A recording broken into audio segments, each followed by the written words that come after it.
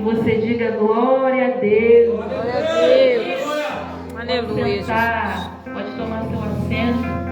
Se tiver algum crente aí do teu lado, você vira para ele e fala assim: quando estiver no deserto, não, você não veio não. Vira para esse crente aí e diga: quando estiver no deserto, procure um lugar forte. Procure um monte. Eita, glória a Deus. Aleluia. Eu não vou tomar muito tempo. E eu quero aqui falar. Diana vai ficar quietinha, que ela gosta da hora da palavra. E vai falar, né, sobre este homem chamado Davi. E Davi, eu queria pedir só ajuda, porque eu gostaria de ficar sem os instrumentos mesmo. Porque eu, como gosto muito de guitarra, gosto muito de música, eu, na verdade, queria ter esse ministério, né? Deus sabe. Quando eu olho para um músico assim, eu fico: Jesus, era aquilo ali que eu queria. Mas o Senhor me separou para outra coisa. Então minha mente fica voando nisso aqui. Eu não presto atenção em mais nada. Eu não presto atenção em mais nada. Eu fico assim, ó, olhando, não preste atenção. Glória a Deus. E aqui vai falar de Davi. E antes de chegar aqui, porque Davi, a passagem que a gente leu, aqui vai falar sobre o deserto de Zif, onde Davi ele se encontrou. E só que Davi, quando ele começou, a gente sabe que Davi, ele era pastor das ovelhas de seu pai. Ele pastoreava as ovelhas de seu pai. Até que um dia tinha um rei que ele queria fazer as coisas, e nós sabemos, por conta própria, achando que iria agradar a Deus. Um rei que estava no trono, que outrora o Senhor tinha dito: ó, vai em tal lugar, porque este será o rei de Israel, Saul, o primeiro rei ungido para governar. Mas depois de um certo tempo, ele passa a fazer as coisas sem consultar a Deus. E pela última vez, quando Deus deu ordem dele invadir a cidade e matar tudo, pensando que iria agradar a Deus, ele deixou o rei vivo e deixou lá todos os animais: vou sacrificar ao Senhor. Não. O que o Senhor esperava dele era a obediência. E Samuel falou: é melhor obedecer do que sacrificar. Porque de nada adianta sacrifício sem obediência. Porque Deus não recebe. Não adianta nós pensarmos que por muita obra, que por muito oferecer, Deus vai receber, porque se não tiver obediência, não vai. E Saul, ainda por causa disso, ainda foi rejeitado. Ainda foi rejeitado por Deus. E aí Deus dá uma seguinte ordem para Samuel, a gente conhece: vai até a casa de Jessé, porque eu tenho me provido de um rei segundo o meu coração. E ele foi.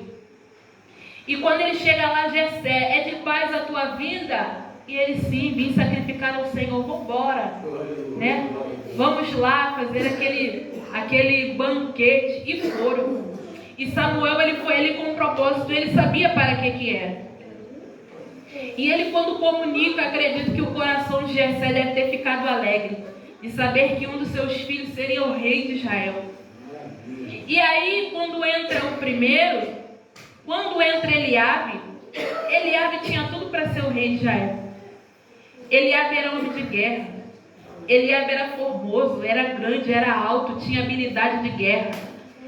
Se não fosse, e eu digo, me atrevo a dizer, que se não fosse Deus que falasse ao coração de Samuel: não é esse, ele tinha ungido.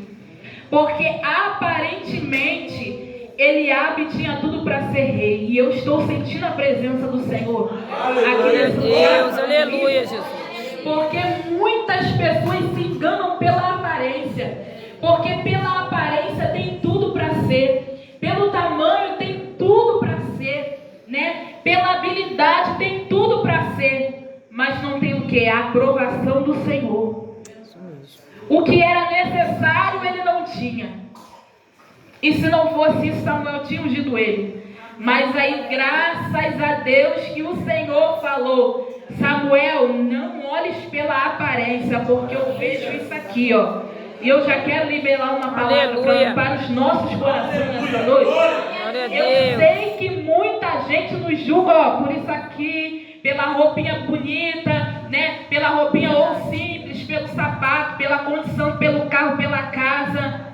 Mas eu quero dizer que o Senhor, Ele olha para dentro do teu coração. Aleluia! E aquilo para qual Ele vai te chamar e te vocacionar depende daquilo que Ele vai achar em mim e você. Não adianta a gente pensar assim: eu vou fazer isso porque Deus vai me amar um pouquinho mais do que os outros. Deus vai se agradar um pouquinho mais de mim. Viva em obediência. Viva em obediência, que eu tenho certeza que Ele vai te aprovar. Aleluia. E aí nenhum deles o Senhor escolheu e está tudo bem. E aí ninguém se lembrava de Davi. Ninguém se lembrava. Ele estava lá apacentando as suas ovelhas. E Samuel falou: acabaram-se os moços? E ele: não, ainda tem um menor. Opa, se lembrou. Eu quero dizer que o Senhor vai se lembrar de você nessa noite. Eu não sei quanto tempo tem passado no esquecimento, mas eu quero dizer que Deus vai se lembrar de você. Aleluia, Jesus. Somente continua. Se Ele te colocou no pasto, fica no pasto.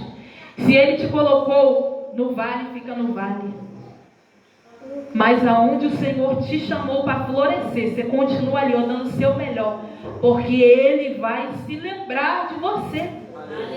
E aconteceu que ele chegou. Ninguém vai sentar à mesa até ele chegar. Que honra! Para quem não era lembrado, para quem não era requisitado. Por que foi feito aquele banquete e ele não foi chamado e ele não foi convidado? Teve que ser esperado Samuel mandar chamar ele, porque a família não o valorizava. Mas havia um lá em cima e o mais importante valorizava ele. E o menor foi ungido como o rei. Glória a Deus. E Samuel falou: manda chamar, porque ninguém vai sentar até ele chegar. E ele veio e ungiu ele. E aquele óleo desceu sobre a cabeça de Davi. Aleluia. E ali o Senhor o confiou e o chamou e o vocacionou para o início daquele ministério.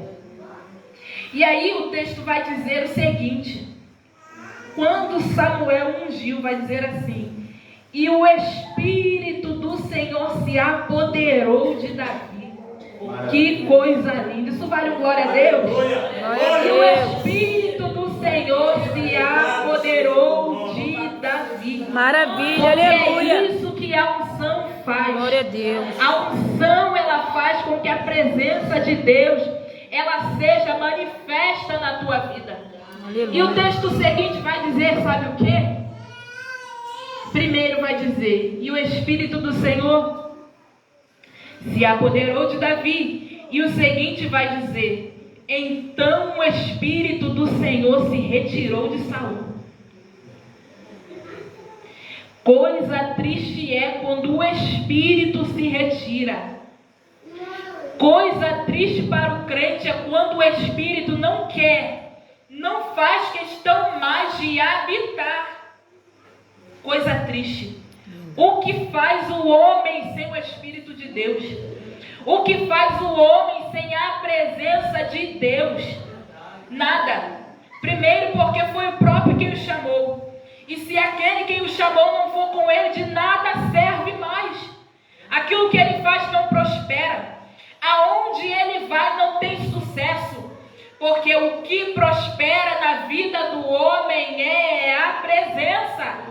Aleluia, Jesus. Glória a Deus. Verdade. E o que estava fazendo a diferença, por enquanto, na vida de Saul, enquanto era rei, era esta presença de Deus. Porque se ora, o Senhor